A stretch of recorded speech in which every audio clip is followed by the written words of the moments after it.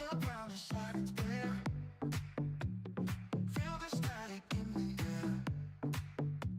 Exchange rise and we don't care about the fear you're clinging there.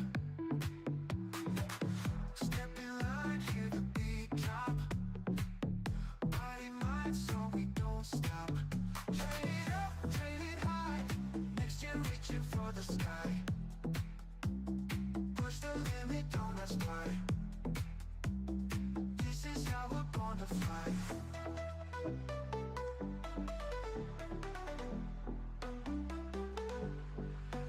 March to the future, neon glow. Through the fire we will grow. Every move a deadly flow. Next gen rising, ready show. Eyes ahead, the rhythm calls. Stand up tall, we break the walls. Train it up, train it high. Next gen reaching for the sky. Push the limit, don't ask why. This is how we're born to fly.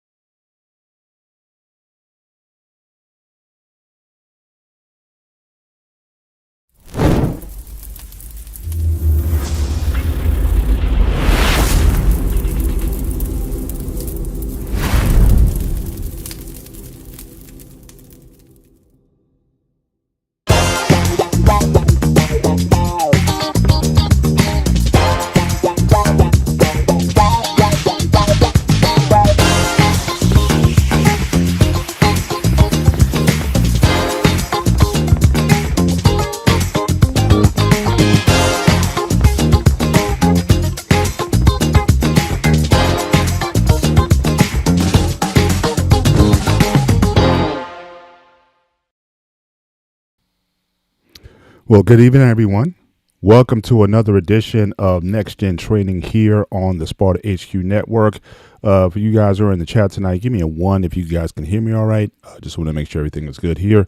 But again, good to have you guys with us on another edition of Next Gen Training. Make sure you hit the like button, certainly as you come in tonight. Certainly helps the algorithm. Also consider becoming a member of the Sparta HQ Network by subscribing to the network.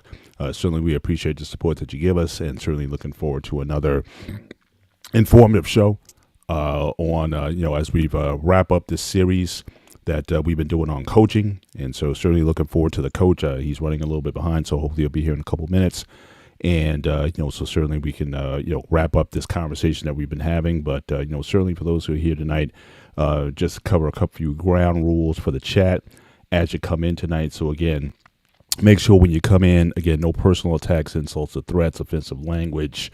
The host, the leader of the network notwithstanding, including slurs based on race, gender, religion, or sexual orientation. Be courteous and polite to other viewers, or certainly those in the chat. Please respect yourself, certainly in those spaces. But certainly, as we always do on this show, we want to follow up and see how your pie's doing, how you're doing with the physical, the intellectual, the emotional, and your spiritual health. All these things are important aspects, and certainly they can overlap one another. But if you're not taking care of, if one of those is lagging, then you may find yourself in a place where, again, those other things start to lag as well. So all these things are important to your life. Being physically healthy and strong does a lot for your emotions and for your mental state.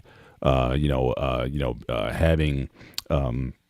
your spiritual life, whatever, if you believe in a God or not, or whatever higher power, or, just beliefs that are beyond yourself. I'll just say that. We don't preach a lot on this show, even though we may have our own beliefs that we affirm, strongly, but we don't certainly affirm, we don't, beat people over the heads with that here, but certainly being connected to something greater than yourself, understanding that you're more than just this life, are certainly things that can be useful to your overall outlook on life. Because especially the way things are going now, just with people's mindsets and just where things are going, your mind can kind of go in a lot of different directions.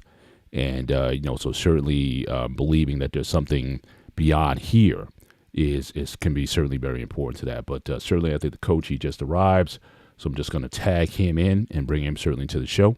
So, Coach, how you doing, sir? Are you okay?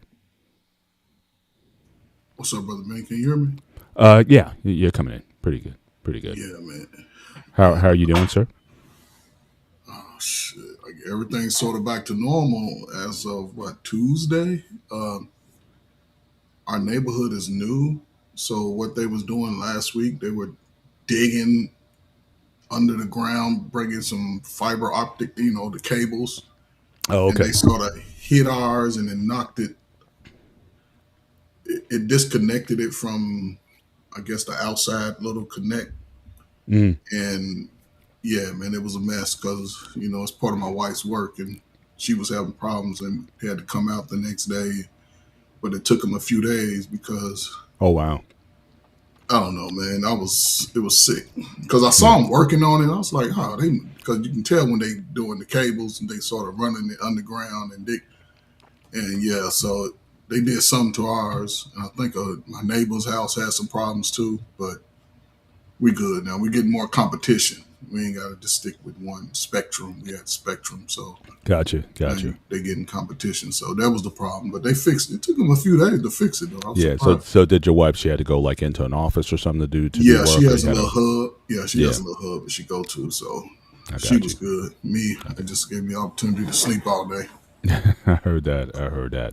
But yeah, just want to shout out to the chat tonight. So I got Anton has always been with us. Greetings and salutations to you. And yes, certainly for Coach Ferg and for me, Jersey Stand Up. Appreciate you certainly being a part in these spaces. So certainly looking forward to certainly your contributions to the chat, and your just a contribution to any platform that you're on. Looking forward. Look out for Anton.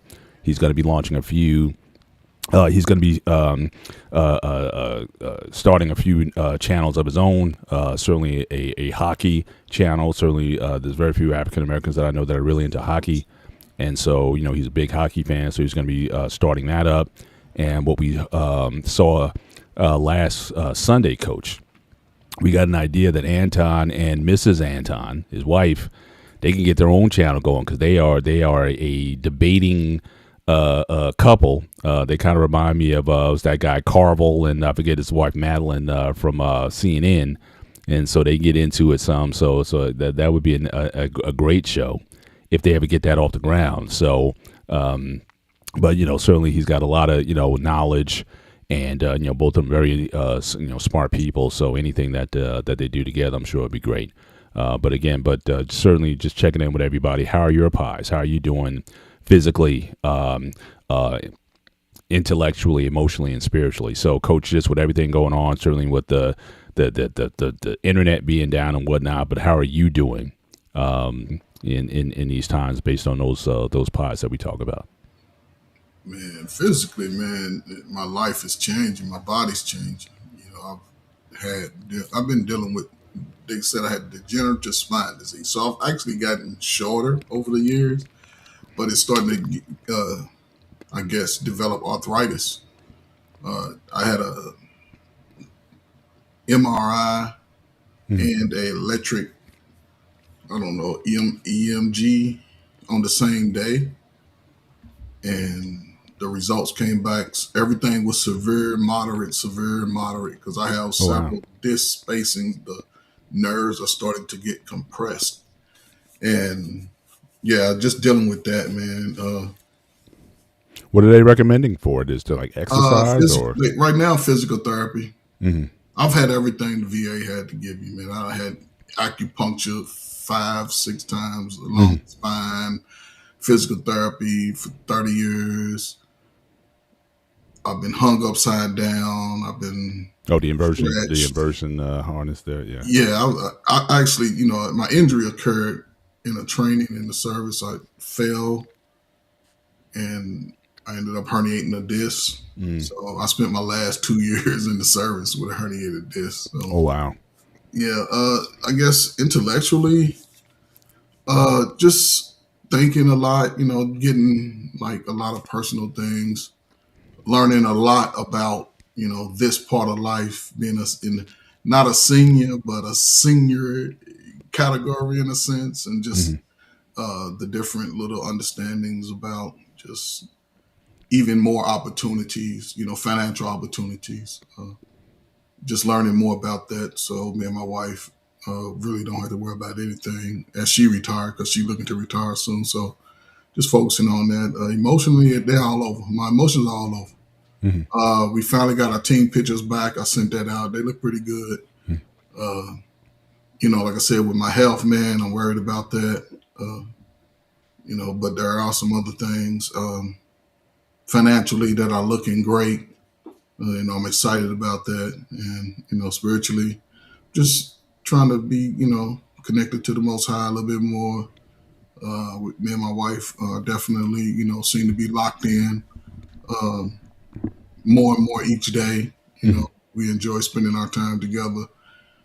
And, just praying for, everybody to be well, man. Just praying for anybody, man, who needs help, man. Go get it. Just go get the help, man. So, yeah, with that, I'm in, man. I hear you, man. I hear you. Yeah, I mean, things are, pretty good over here, physically, again, feeling pretty good, pretty strong. I'm just staying consistent with that. I'm probably one of the most boring and predictable individuals that you'll probably ever meet, because my schedule is virtually identical week to week. I work out at the same time. I eat the same foods at the same times every day, pretty much. And I just like consistency in my life. I like predictability, certainly in my life. And so certainly, those things keep me grounded intellectually, going into, just career-wise, going to a new phase, going to be getting a new database system coming up. So I'm really kind of, itching to get my hands into that. Also coming in February, March, I may be on the road again. I may be traveling back to Georgia to do a little more work in the warehouse. They're a little behind down there, so they may need us to kind of go and paratroop in and do some things down there and learn some processes, some warehousing end to end. And, so definitely looking forward to, some, upcoming work. Emotionally, always good. And I think the more I go on, I think the better I get emotionally. And again, I remember half a lifetime ago, I might not have been the most emotionally stable person. I was still dealing with a lot of things, certainly from my growing up and whatnot. And but I'm pretty secure emotionally these days. And you feel like you have to be, because you have a lot of emotional energy in this house. So I have to be the voice of reason, and to bring the balance to every situation. So so I'm certainly good there. But all of that is informed by my faith. The more I study, or the more I apply my faith, the more spiritual I get, the less religious I get, but the more convicted of the faith that I have I get. So all those things are like, it's like the more I learn, the more I strip off. And so, it's a good place to be in, certainly when you're around people who can be very dogmatic about certain things. It's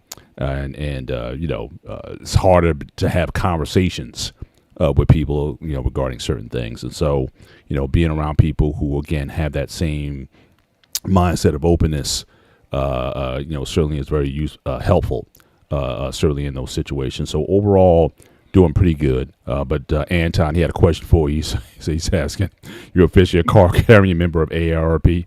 I'm not. I got my card. I don't carry it. I haven't owned it yet. Yes, I'm over 55, but I haven't embraced it yet. That card's probably sitting somewhere, but I just haven't pulled it out. So I'm just not there yet. Even though I know I'm in. I remember I think a few months ago, Coach, I said we went to a concert.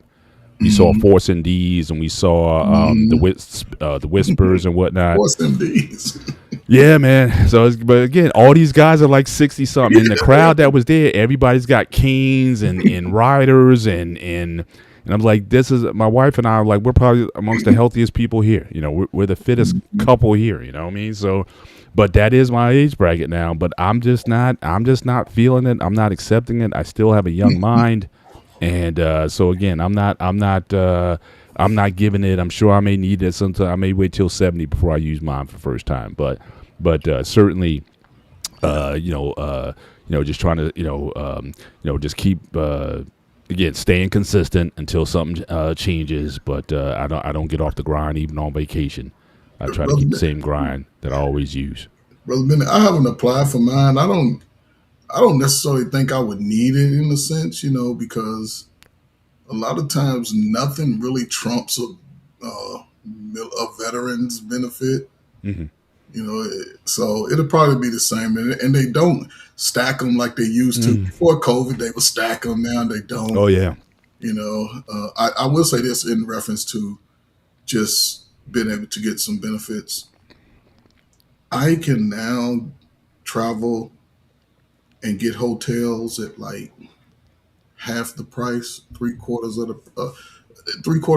of the price, because hotels that would typically be over $100 and some, I can get a week stay for about $220. The tax and everything included. Right. So I'll take that. Yeah. But everywhere I go, I do ask for a veterans discount everywhere. There you go. And I would use it too. I would definitely use it too, no doubt. I'm sure cell phone and all those different services that you use on a monthly basis. I'm sure that all comes in handy. But I just want to give everybody just a refresher. So again, this is part 3 and the final part of our coaching series. So this started a couple weeks ago. Part 1, we dealt with the different aspects when it comes to coaching. So there's coaching, or there's coaches, there's trainers, there's mentors, and then there's like analysts, consultants. And each one, even though there's overlap between all 4 of them, there's some distinctions between the 2. And so, just understanding and recognizing those differences. I'm more in the training space. Coach is literally a coach. Like, he just got finished coaching 5th and 6th grade basketball just a couple months ago. And so, our approaches to what we do, our jobs, are in some ways very different. I can be very specific about, instruction and telling you like exactly what to do and how to execute. Whereas coaches, they may have more open-ended questions in order to help you come to the answers that you help you to think and help you to come to the answers that you want, not just telling you what to do. And so, those types of distinctions. Also, the audiences that you work with, trainers tend to be more one-on-one, but certainly there's opportunities to train in groups. Same thing, coaches obviously can coach one-on-one as well as in groups. Mentorship is usually one-to-one. So, so again, the audience that you use also has a different application there. But it's all part, it's all kind of within the same family. At the end of the day, you're just trying to help people be better or to accomplish certainly common goals. And so that was certainly one of the things that we talked about, when it comes to coaching. In fact, we used just a definition, certainly of coaching, was this idea of, so again, before we get started, so again, don't forget our email link. So again, nextgentraining101@gmail.com. That's NXTGEN training101@gmail.com. If you have questions for us, you can certainly drop those questions there, and we can certainly raise them in the course of future shows, and we can build content certainly around the shows. And so, certainly you can go there, but we define coaching, again, one who inspires dreams and then motivates you to achieve them, a person who builds your character and potential through belief and encouragement, and someone who touches your life forever. Again, these are certainly fundamental aspects of coaching. Again, in certain applications also involves winning. I mean, again, if you're on a sports team or whatnot, in a paid position, they pay you to win, they pay you, but certainly in the process of doing that, there's certain actions that you're going to take in order to ensure those outcomes. And if you can do that as well as achieve these goals here, then you're really doing something and you become memorable. And I guess I was saying last week, Coach, when you weren't here, you were sharing with me that a lot of those girls, as frustrating as it may have been for you, and the challenges of coaching these girls, a lot of those girls came and gave you a big hug at the end of the season. So you definitely made an impact on them. It may not feel like it all the time, but certainly what you've been able to impart in them, a lot of those girls won't forget that. And so, so those are things that you leave behind. Certainly, when you've gotten the right sort of coaching and you're in an environment where people care about you, that's really where it all pays in. So we talked about we expanded our conversation last week, and we dealt with, and Coach, you weren't here for it, unfortunately, because of the issues that you were having. But the thrust of the show dealt with this this player feedback loop that is part of coaching, and really it can be part of training as well. The idea of now, regardless of where you start, you may start with an action decision. Coach watches and observes, gives you feedback.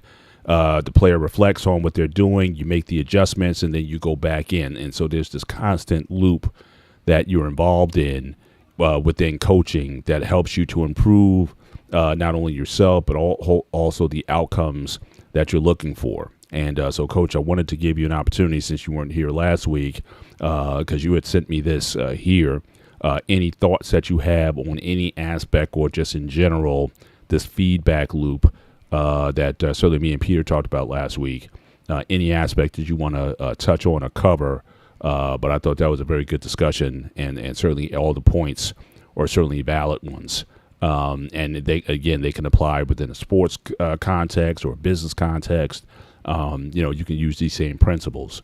But, Coach, I just wanted to get your thoughts on this before we moved on to the block that we're talking about today. I just want to get your 2 cents on it before we move on.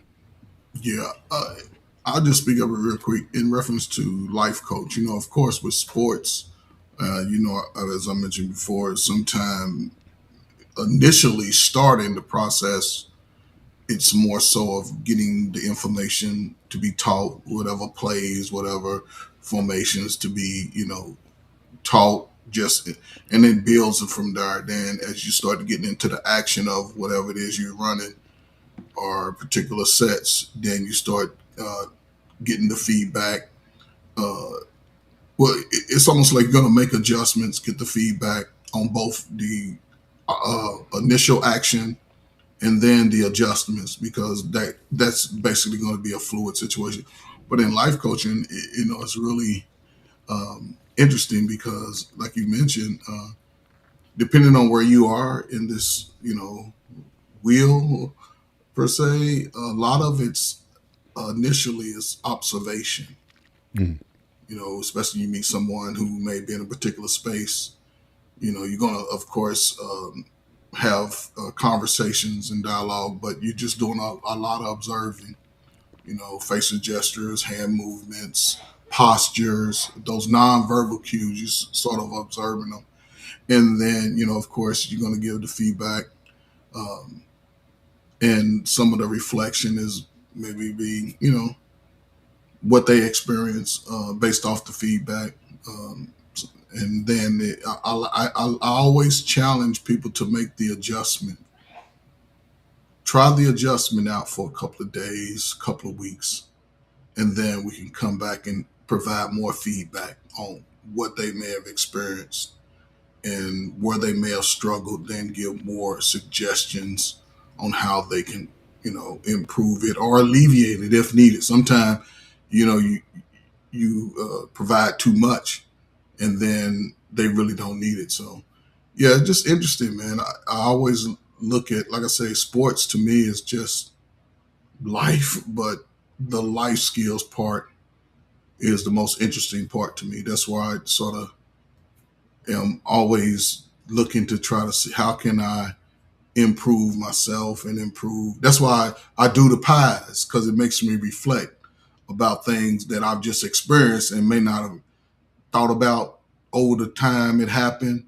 But then, just checking in allows me to reflect on what's going on and what has happened in the past. So, yeah, it's interesting, man. It's coaching is, I don't know, man. In some ways, Brother Bennett, it puts you in a leadership role. teaching role or empathetic role, motivating role. So I love it all. Gotcha. Yeah, I spent a lot of time. For me, I guess the biggest takeaway from this was the reflective piece, because I always thought that was the one piece that as a coach you really couldn't help them with. All these other things that the action decision, the observation, the feedback, that's where your coaching comes in. But if a player really wants to do better, it starts with their reflection. What the mindset is, what do they do with the feedback that you get them?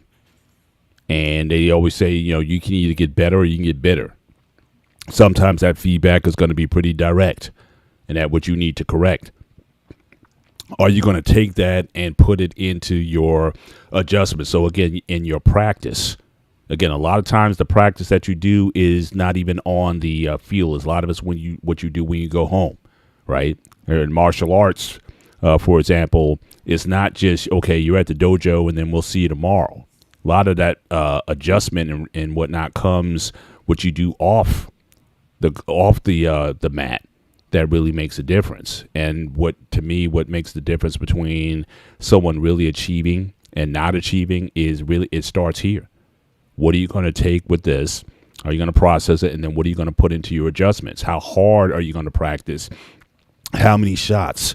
If you're missing shots, then again, are you going to take 20 shots, 200 shots, 2,000 shots before you get back in the game and then get back into the action decision? So this piece here, even the best coaches can't help you, I think, with the reflective piece. I think if that's lacking, then the best coach in the world can't really help you. But certainly, this is a piece that, I think as a player or a trainee, I think this is something that you have to own. And I think it starts with your why. Talks about, again, the reasons why you want to participate. So this is also one of the reasons I shared last week. This here in terms of, the reasons why you're playing or participating in it. And are any of these aspects, are these going to be the motivators that are going to, again, what you do, the character that you have when you leave the gym or leave the field? A lot of it's going to be based on here. You have to come into your mind, in order for me to get these things that I want, I'm going to have to do the things required in order to get better at what I'm doing. And so, so again, this is an internal job, but again, that's why I'm always asking why. And I think where me and coach maybe differ a little bit, we talked about in show one, I can be pretty critical when it comes to, I can deal with lack of ability. Sometimes I can't deal with a bad attitude though. So if a kid comes and they don't want to be there, I don't want them there either. I would rather deal with the scrappers who at least want to learn. They're going to give me 100% in practice and then in the game, than someone who may be maybe a physically talented player, but is lacking in effort, won't take instruction, or pouts when they get instruction, and they just want to sort of take their ball and go home. Give me the grinder. I guess in part because I was a grinder myself. I wasn't the most blessed athlete. And so, for me, I was like, give me a bunch of grinders and I'll ride or die with them, versus a bunch of talented guys who won't, especially in crunch time, won't give me everything they got at the end of the game. So that's just me.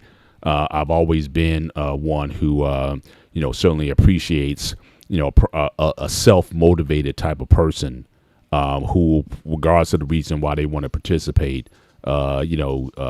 motivation doesn't necessarily have to be something I have to focus so much on. I can focus on the X's and O's or the techniques of the training.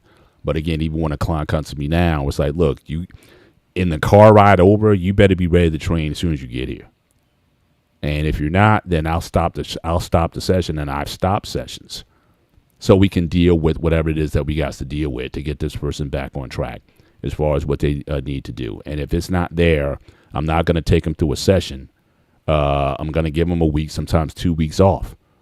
Get some things together so that when you come in, you'll be a lot more focused when you come. But the ride over, I always emphasize, the ride over to my home, or if I'm coming to your house. So if I say I'll be in your house in 20 minutes, that's a mental reflective time. I want you to think about your last workout. I want you to think about what you did right, what you did wrong, what we talked about, what we're going to improve on. So there needs to be like a mental space you need to be in. So when I show up and when you come to me, it's like, we're going to get into this. I don't have to give you a 20-minute pep talk before we get into the session. But any thoughts on this, Coach? And then we can certainly go into part 3. I just want to kind of do a quick review and get your input on these before we move on to the last part of our session. But I just wanted to get your feedback on that because I missed you last week. I mean, almost every little point, is relevant in, I guess, the coaching and the mentoring and I guess that entire process. And, even in life skills, because at some point during those sessions, almost every point is going to be tapped into, whether it's with you, the coach, the mentor, the trainer, the individual receiving the coaching, the training, the mentoring. At some point, it may come individually, or it may both. Some of those points may come at the same time with both individuals, because it is a learning process throughout that entire time when you're engaging with someone, regardless of where they are. A beginner looking to work out, someone who's been working out, at an advanced level. It's all a learning process. You can always learn something new. And I always encourage people to just keep an open mind. Not everything is not going to be based off how you feel. Sometimes you got to work through the adversity of, pains you have, life issues may arise, but sometimes you just have to be consistent and work through it. Mm-hmm. And I think that's where people get their biggest breakthrough, once they experience some adversity while in the process of trying to be better, and they work through it. Now they have that experience that they can always pull from and say, hey, I got through this. I know I can get through the next thing. So, right. Everything's good with that.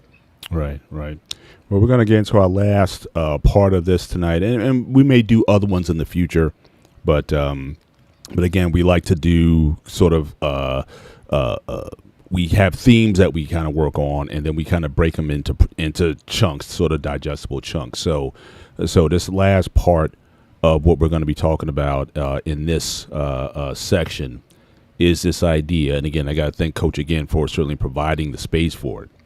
There's a champion minded approach to failure. That is a big one. I've seen it certainly with coaches, with trainers and whatnot. The fear of failure is oftentimes a major roadblock to a person getting better, a team getting better, and it's interesting because in my training itself, one of the goals in my workout is failure. You know what I mean? The idea is that when you're doing a set, you only do one set in my training method, but you do that one set to failure. Now, that doesn't mean 100 reps. So we're probably going to do, say, upper body. We may do 5 to 8 reps for upper body, and then maybe 10 to 15 reps for lower body. But the idea is to hit that wall where you physically cannot do another rep. And if you do that, if you do it proper way, you don't need to do another set. But a lot of people run away from failure. And I'm always telling people to go towards failure when it comes, because a lot of times, a lot of that fear of failure that comes in, a lot of that stuff is sort of, it's imagined, it's not real. And a lot of times people are so afraid to fail. And but if they do go to failure, it's like, oh, well, it wasn't as bad as I thought it was going to be. But it certainly doesn't, but it stops a lot of people from going all out or giving 100% to something or fully applying themselves to it. So we're going to go through this. So we're going to use failure as an acronym tonight in terms of how do you get through failure. But I want to talk just a little bit or get coaches' input on failure itself, talking about this idea. How do you get kids or certainly people, how do you get them to think about failure what mindset that you put them in, so that they can continue on to be better at what they're doing. So, what are your views on failure, as a general? Just in general, man, I've always tried to explain that failure is a part of the success. Even geniuses have failed in the past, but that's just part of the journey of success. And a lot of people look for the large victory. I always try to explain, accept the small wins, accept those small victories, because they add up over time. And as your foundation builds on those small victories, then when you get to a space where you may fail at something for that time, it's not a crash out moment. You readjust. Like the last slide, you maybe ask for some feedback. Let other people's eyes on it. Let other people listen to it. People that you trust, people that you believe will give you the honest feedback. But yeah, and just part of and people, when I'm working with, I don't know, man. It's just something about that teenage mind. Sometimes a lot of them get into a space where they believe that their lives are failures because they don't have stuff. And I have to always try to let them know that where you are today is not part of your end story. It's just part of your story. Mm. And some things when you're young, it's a lot of things you really can't control, but certain things you can, and that's the part. Be the best at what you can control. And things you can't control, they will eventually fall off because it's out of your control. But as long as you can stay focused on things you can control, then it'll tilt the scale at some point. And it usually tilts the scale when you're ready for it mentally. If you're not ready for it mentally, you're going to keep on having these failures and keep on having these setbacks. But when you prepare yourself mentally through the failures, and then you can always be better. So yeah, I don't know, man. Brother Bennett, man, when I tell you I work with, give me a group of people that you believe have had that need some help. Just off the top of your head, what group of people? And I can tell you if I work with that group of people, because I don't work about every group. A group that needs help. It could be any level, man. Older people our age. Yes. Because one thing I know, that I noticed that, certainly a difference between me and my 20s, for sure. I was a lot bolder. I think when you're in your 20s, you're much more willing to take risks. And just go out and do things for the heck of it. But I noticed that for a lot of guys, for Gen Xers in our age bracket, we're risk averse. And so for a lot of things, I mean, it's like, we talk about why people die or why people die early. I think a lot of times it's because there's nothing, they don't really have anything to kind of live for, or there's no challenge that's in their life that they want to embrace and run with the same youth and abandonment, and sometimes just the innocence or sometimes the ignorance. But sometimes with guys our age, it's almost like we know too much. And so we'll be the ones to say, oh, that'll never work because of X, Y, and Z. But we don't. But, what happened to that youthful enthusiasm that we would, pick up and do things. And I think for a lot of older people, I'm like, you're 50 years old, but your mindset is like an 80-year-old.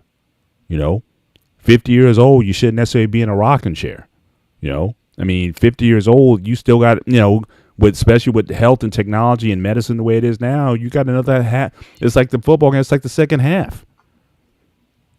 And you would think now that you got some wisdom and you got some experience and some knowledge that your second half should be better than your first half in a lot of ways. But, so again, I see a lot of, like I said, older guys, 50 plus, 55. I'm like, what are you doing with the rest of your life? I mean, it's good. Yeah, I get it. You know, your kids are grown.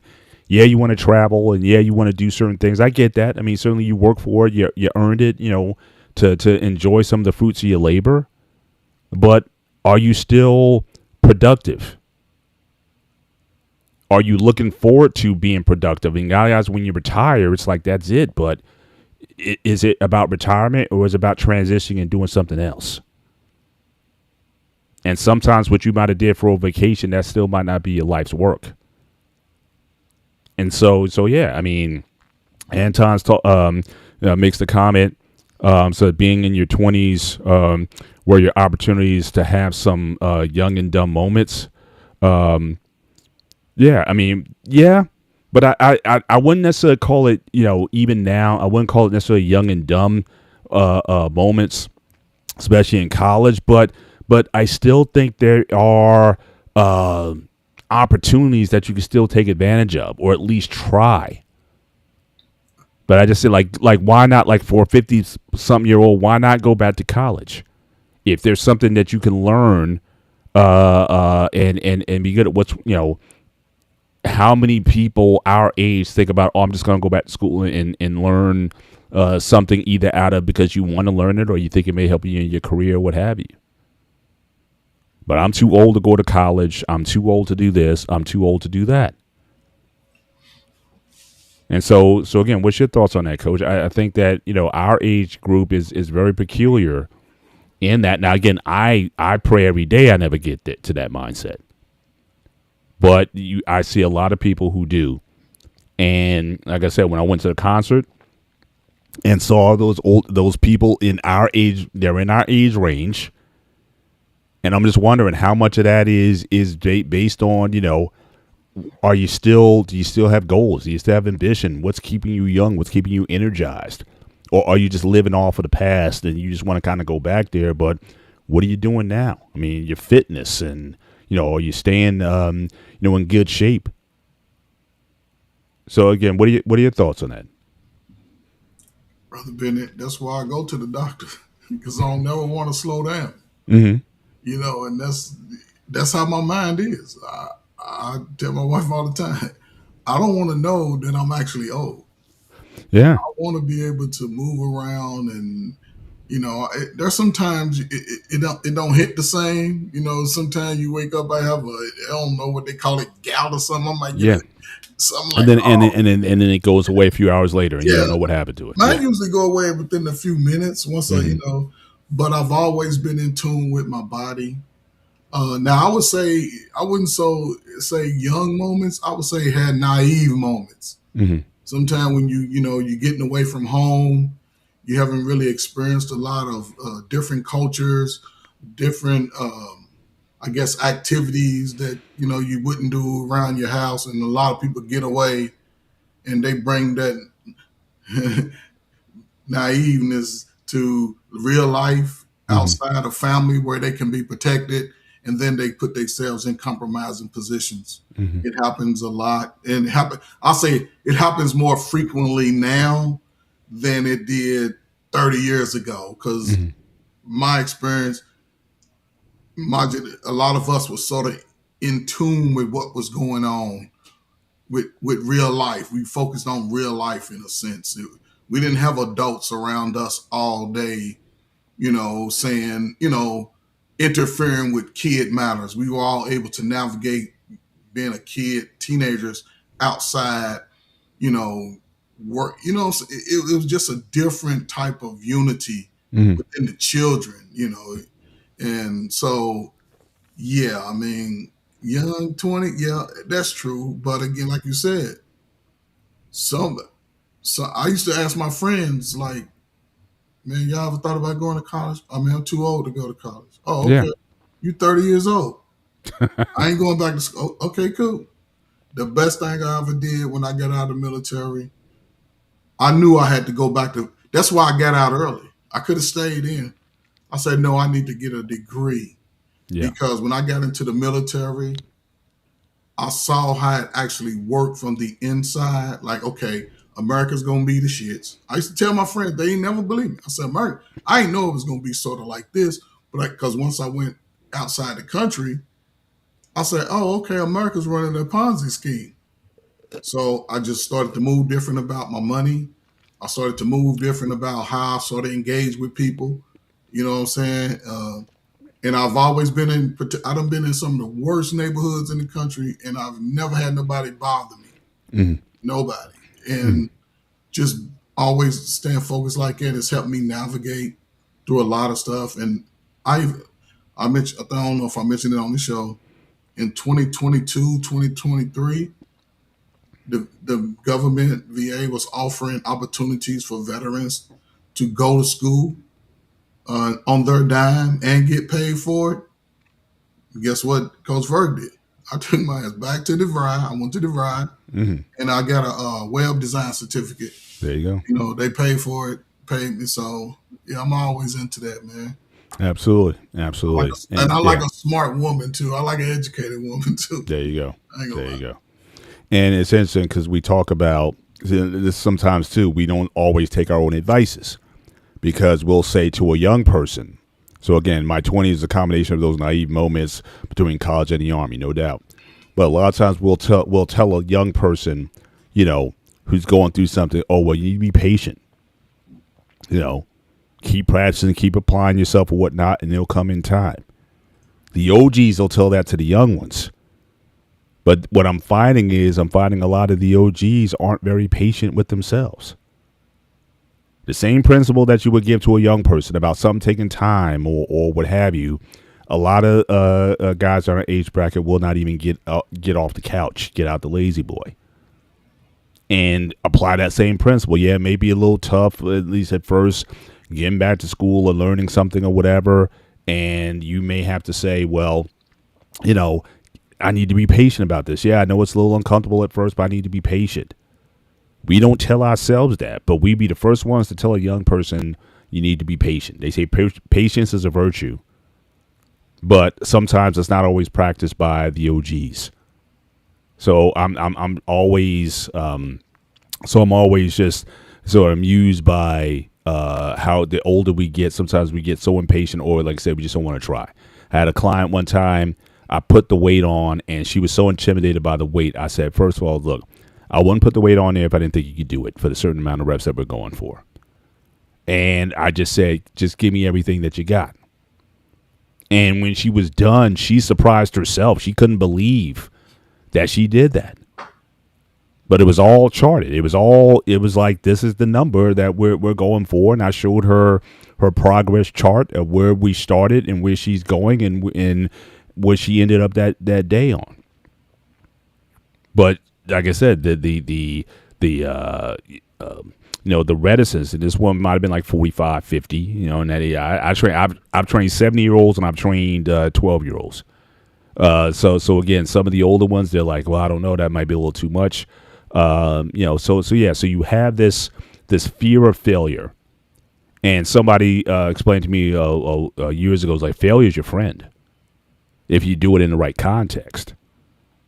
And you hear the stories about how many times did it take Thomas Edison before he perfected the light bulb, or how many shots that Michael Jordan missed or practiced before he made the big shot in the game. Everybody gets caught up in the game, but how many shots did he miss? People forget about those.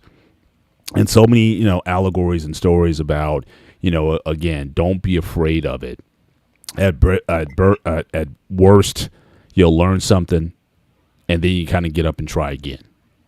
And so really, failure shouldn't be something that you should be afraid of. It should be something you embrace. And again, with the acronym that we're using today, we're going to give you a positive approach, or in this case, a championship-minded approach to how to embrace failure. And again, we're going to use this acronym in terms of the things that you do in order to overcome failure. And Coach, certainly as we go through these, feel free to step in at any time. But the first one starts with the F, the failure. First, what went wrong?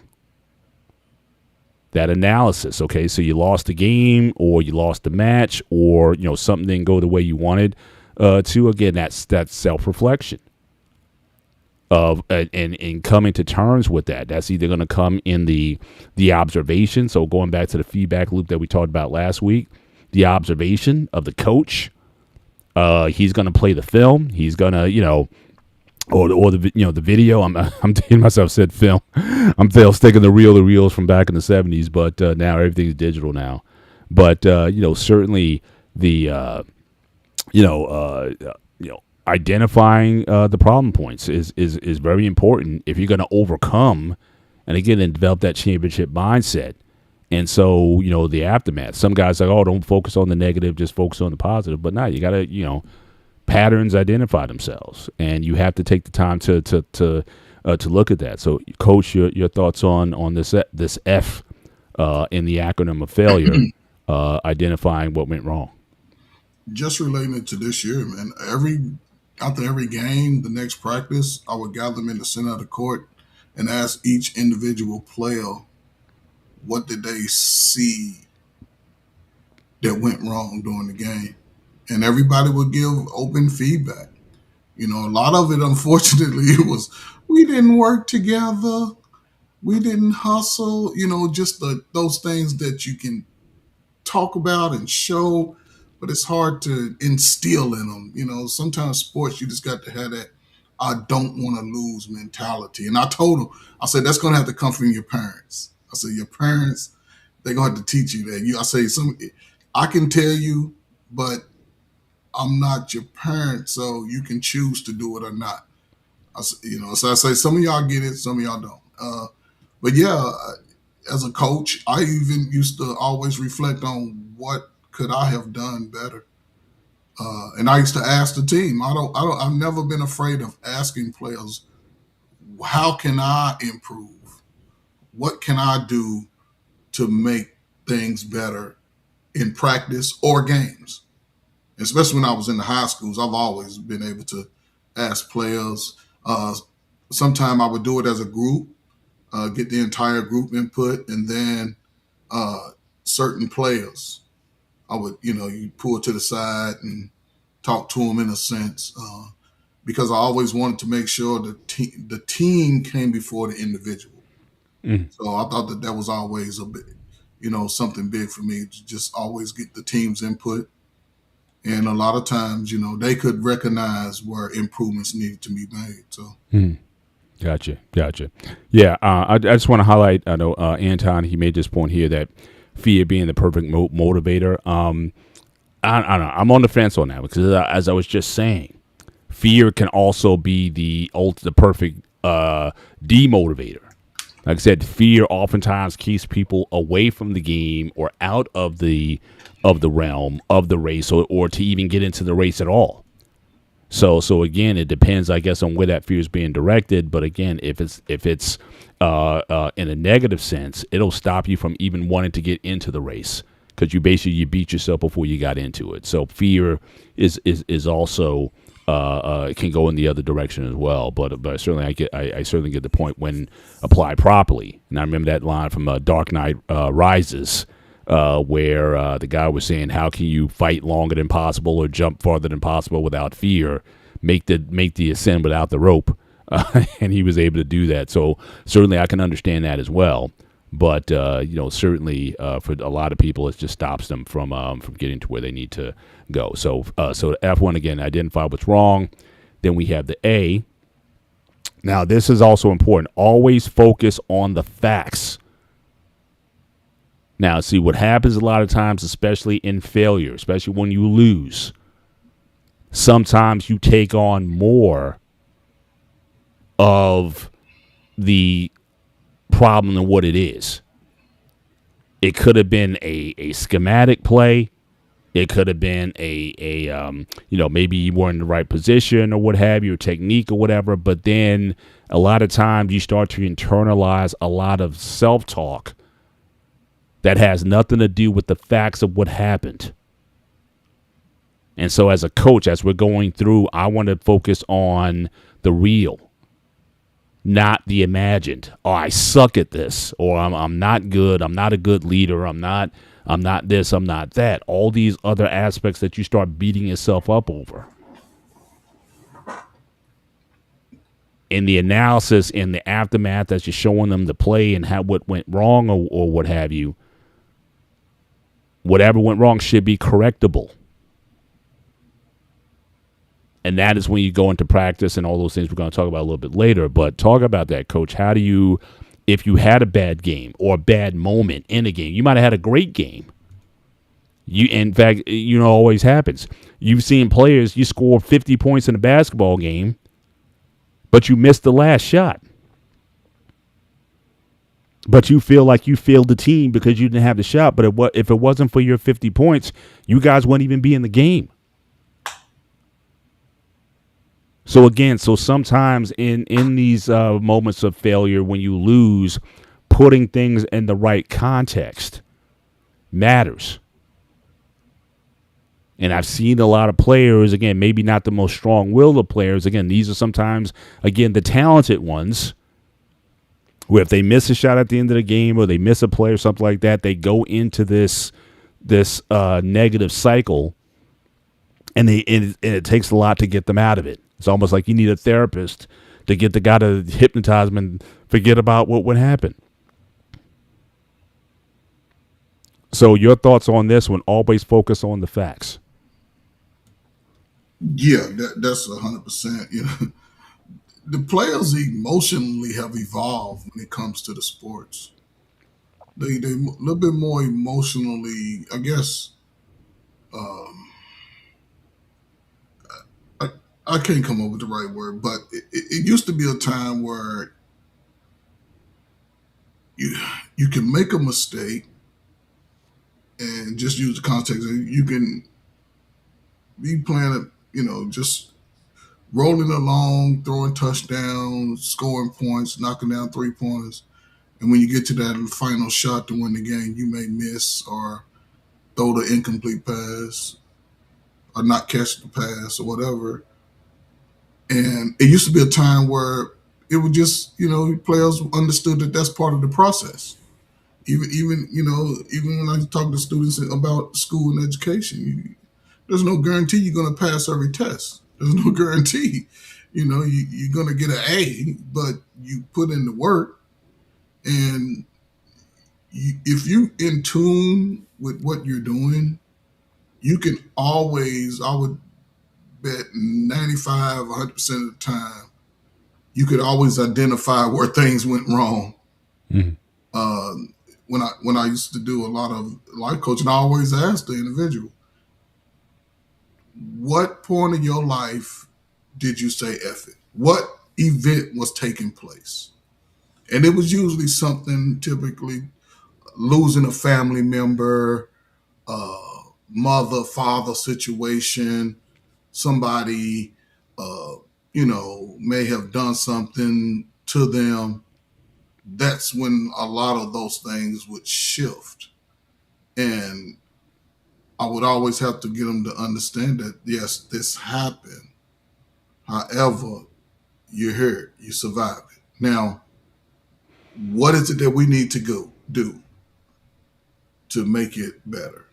Certain things we may be able to do by trial and error, but parts of it you have to do strictly by the book. Mm-hmm. You can't deviate from what needs to be done.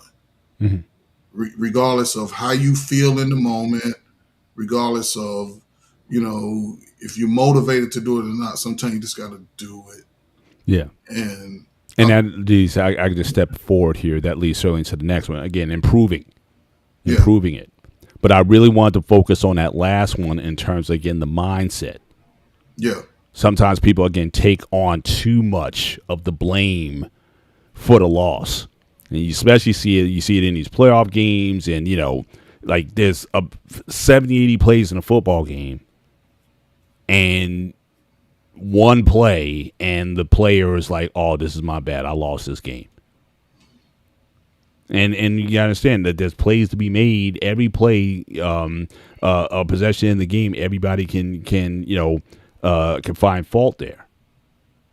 And so again, having the right mindset when it comes to, again, like I said, focusing on the facts. Now, once you have those facts identified, you've gone through, you've done your analysis, your research and whatnot, you looked over the game film, the improvement part, as you're saying now, I think can really come into play here.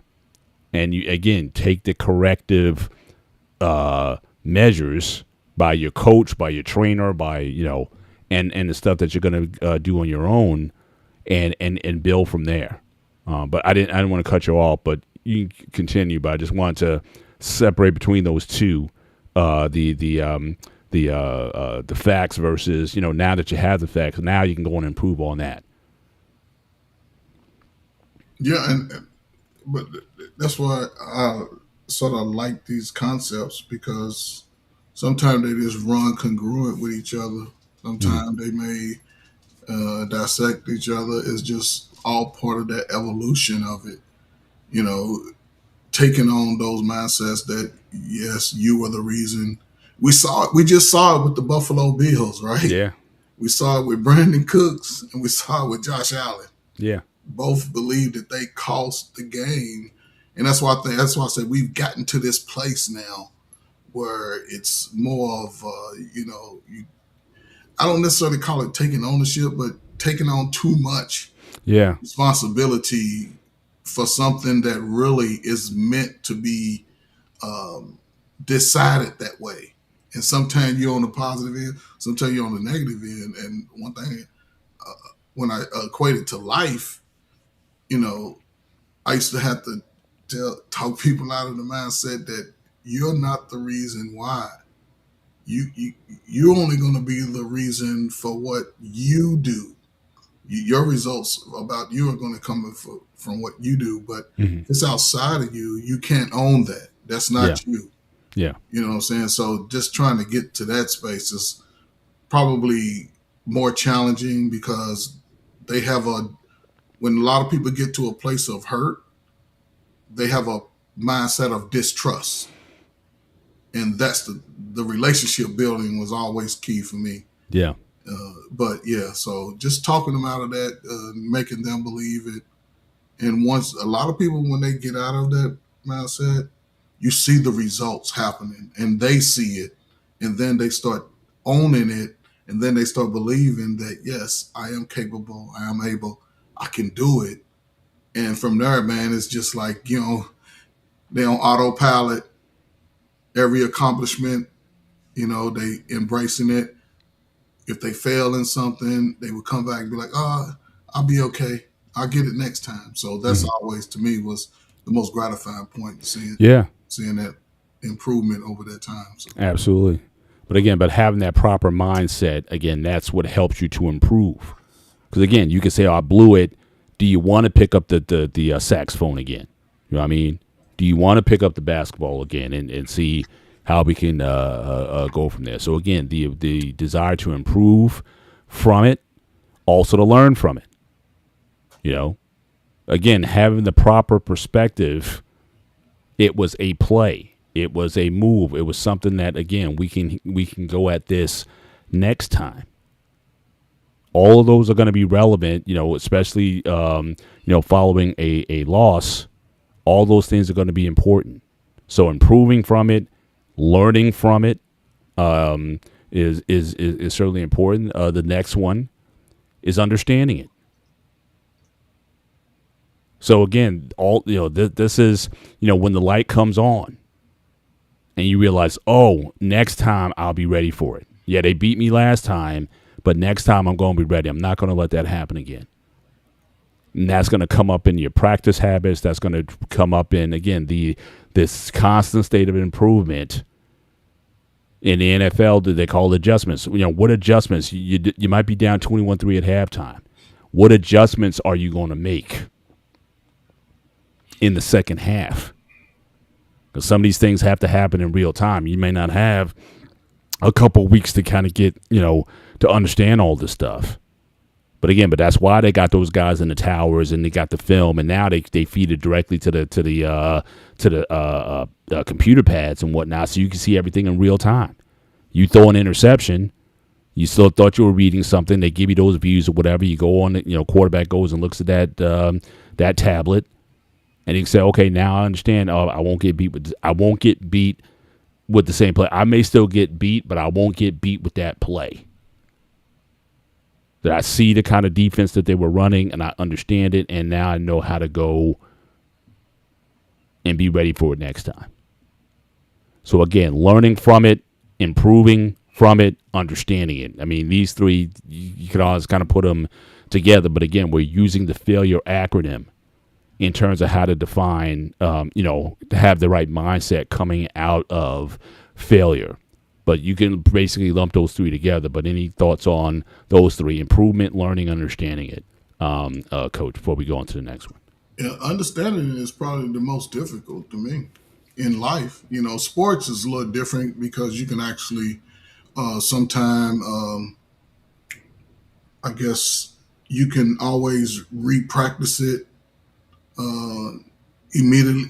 During practice, you can always rewind it and practice again. In the game, you can learn from the mistakes, but sometimes in life, it's hard. Meeting people at their worst spot in life, it's hard to get them to understand the positive in that.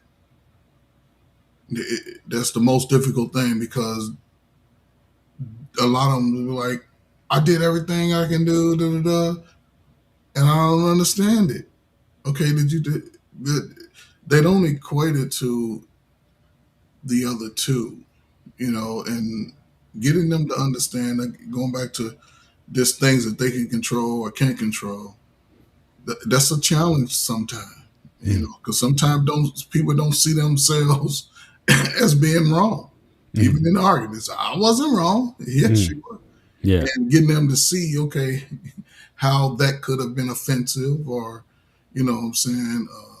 unfriendly to somebody.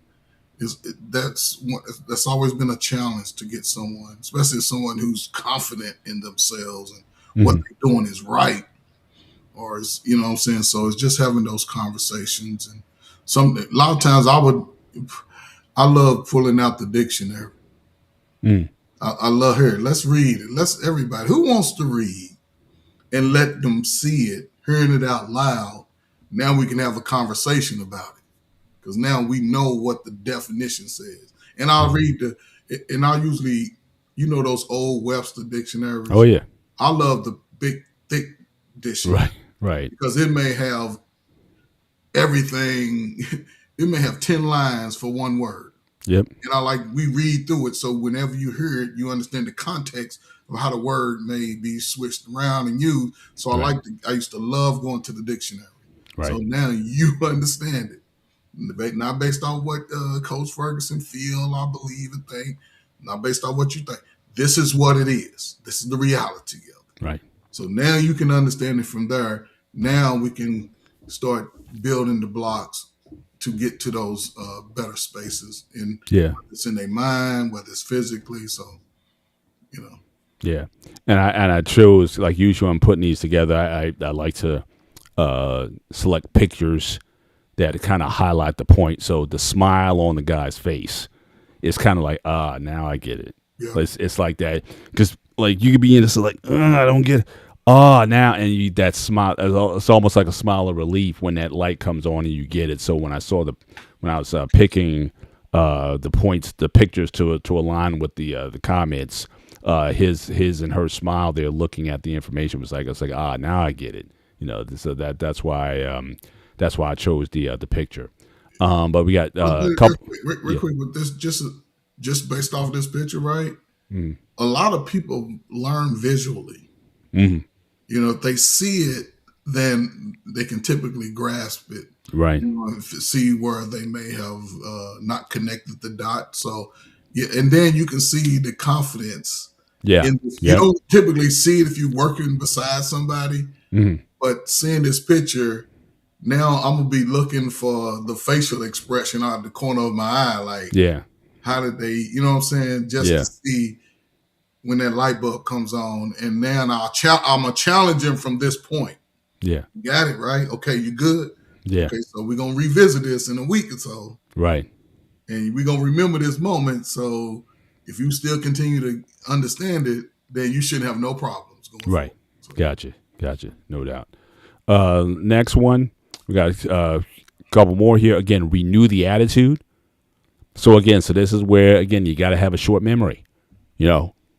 Again, especially for a lot of people, I think, now, again, failure can be built up. It's almost like you have a pain tolerance for it. They say in football, you have a certain number of hits that you're willing to take. Or in boxing, you have a certain number of punches that you're willing to take.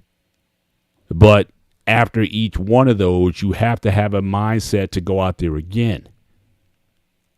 And sometimes that can build up over time, and the person says, I can't take anymore.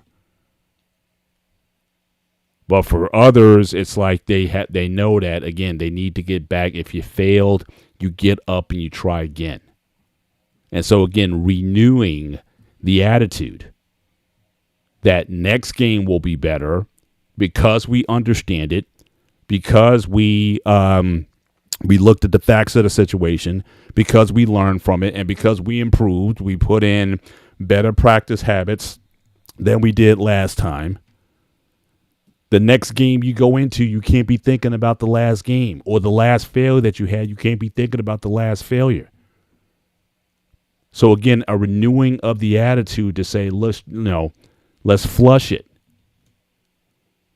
and go into the next game or the next encounter with another attitude, with a renewed attitude. It's so important. You got to have short memory with everything. If you're in sales, I used to do cold calls back in the day. You got to get over that. The guy might have cussed you out the last phone call. Or don't call me. What you call me for? Blah, blah, blah, blah. You got to go and dial the next number. I mean, if you want to make it work. So again, your thoughts on, this idea of renewing the attitude, how you have to have, flushing and just coming out like new game, new excitement. Yeah, get fired up and let's go. Your thoughts on this one? Just even through sports, man, coaching, you definitely got to renew your attitude every day, every practice, out there, every game, win, loss, and try to, relay that to players. Sometimes it's a little difficult. The younger they are, the more difficult it is, because I had some of my girls crying when we won, like, I didn't play well. We won the game. You did great. I didn't do so great. I didn't score, but you had 5 blocks and 12 rebounds and 2 steals. I mean, yep. So just trying to, get that mindset. Again, a lot of it just comes down to mindset. And then in a lot of my mentoring, that's the process that may take longer than any. Just renewing the attitude, renewing the mind. Like, you accomplished something today. You failed, yes, tomorrow. You may fail the next day and the next day. Yeah. Then you get in this rut. Now it's like, okay, how can we get you there and keep you there? That's the big thing. Once you get there, it's probably more difficult for people to stay there. Yeah. Because I guess, especially once they're outside your presence, I think they don't. I used to try to figure it out. Like, I guess they don't understand that life is still evolving each day. Each day you get older, you learn something that you didn't learn the day before. You may have another experience that you didn't experience before based off your age. So, but you still have to show up every day. You got to come back ready for the fight, ready for the battle every day. So just keeping them in that mindset sometimes. Yeah. It's a little different. Absolutely. Which certainly gets to the last one here again. Enter a new mindset, ready to move on. You got to have that. So that scene, those guys running on the field, or when you lead them out the tunnel or out the locker room, y'all go into y'all, on the court and go into your drills or whatever, it's got to be the same mindset coming out. Different preparation from the week before. Make your improvements, make your adjustments from the week before. But you got to go out there with an attitude that is seeking victory, seeking to overcome and to be better than you were last time. But if a team came out sulking, like, hey, I don't even know why we're here, then, don't even get on the court. So again, that mindset that you want to, again, go on and try again. I mean, that's how you overcome. But you can use this acronym that we've shared tonight on failure. That'll hopefully, kind of give you, something that you can, certainly easily remember. Okay, again, forgetting, what came before. acting on the facts of the information, improving, learning, understanding, renewing your mindset, and again, the E being, enter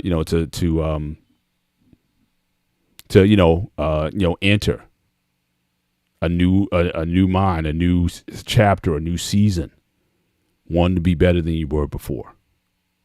Coach, certainly I don't want to belabor the show tonight, but certainly I'll give you you can take these last points on, or just your comments just on the topic overall. First of all, thank you for sharing it, because I was able to spin this off of what you sent me earlier. So keep sending content over, and I'll certainly build content off of it.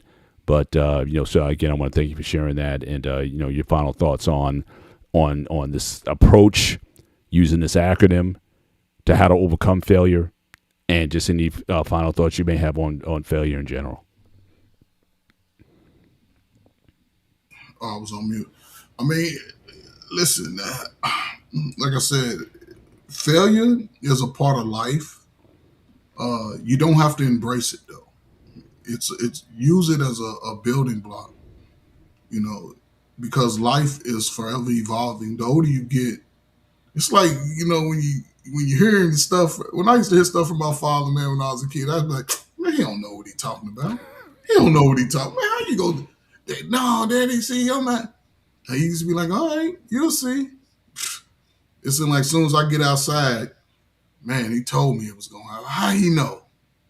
Then it got to a point where I didn't even question what he was saying. And and I asked him one day, I said, man, why you didn't? He said, because I already knew you had it. He said, I told you. He said, I did. I told you. That's how you know I was listening. He said, did you get in trouble outside? I'm like, no. He said, well, you was listening. Did you graduate on time? You was listening. You know what I'm saying? So, yeah. Again, I just tried to, I had a conversation. My son's birthday today, and he's working. He said he ain't going to be home for another 3 weeks. He's going to work 3 weeks straight, 3 or 4 weeks straight. And just hearing him say that, like, man, he's getting it. He's putting in his work right now so he can, you know what I'm saying? It's like he got years to go, but to see that he's like, I'm forging my own path, and he's in a mindset where he won't accept failing in life. I say, but again, that you'll see over time that if you stay consistent, then it all levels itself out at some point.